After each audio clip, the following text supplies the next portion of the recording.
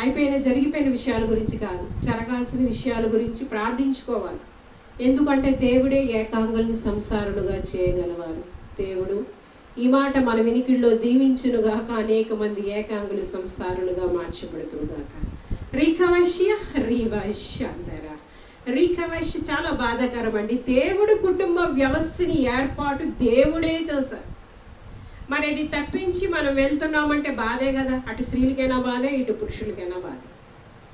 మళ్ళా ఇద్దరు ఒక అండర్స్టాండింగ్లకు ముందు కళ్ళు కంట్రోల్ చేసుకోండి. భయంకరమైన ఈ సోషల్ మీడియా వేసి ఎడగొడుతుంది సార్.